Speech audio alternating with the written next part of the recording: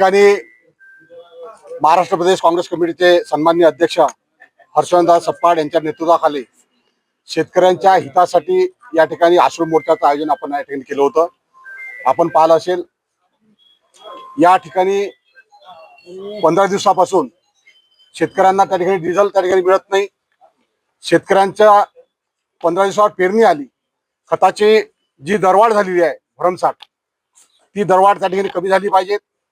त्याचबरोबर नीटच्या परीक्षेमध्ये असंख्य लाखो विद्यार्थ्यांचं त्या ठिकाणी नुकसान झालं, परंतु आजही त्या ठिकाणी जे शिक्षण मंत्री असेल, जे जबाबदार लोक आहेत, ते मोकाट त्या ठिकाणी फिरून आलेले आहेत।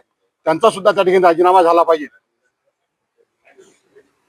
शेतकऱ्यांची जी कर्जमाफी आहे प्रामुख्यानं, ती कर्जमाफी या सरकारने अटी आणि शर्तीच्या अटी ठेवून त्या ठिकाणी ती कर्जमाफी होऊ घातलेली आहे। आमचं म्हणणं आहे की या 30 तारखेपर्यंत, कारण 30 जून सांगितलं सरकारने, 30 जून पर्यंत पेरण्या होतील। पेरण्या झाल्यानंतर जर समजा त्या ठिकाणी कर्जमाफी झाली तर शेतकऱ्यांना, नवीन शेतकऱ्यांना त्या ठिकाणी कर्ज उपलब्ध त्या ठिकाणी कधी होईल।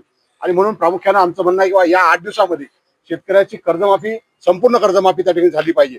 कोणतीही अट त्या ठिकाणी राहिली पाहिजे।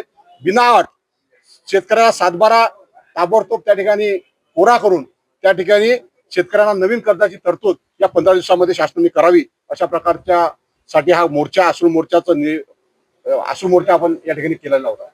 काँग्रेसवर हा संकटाचा काळ आहे आणि या काळात आपल्यावर जिल्हाध्यक्षांची जबाबदारी आलेली आहे, आपण ही कशी काय केली? निश्चित रूपानं काँग्रेसचा संकटाचा काळ म्हटला जाणार नाही।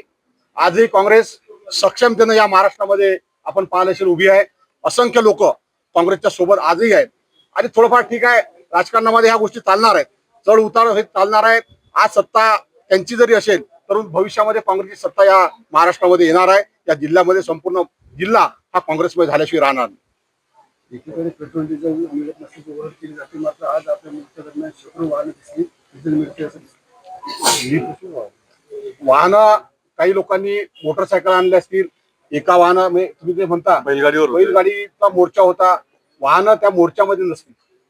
मला असं वाटतं आपण ते पाहिलं नसेल, मोर्चामध्ये वाहनं नव्हती। आज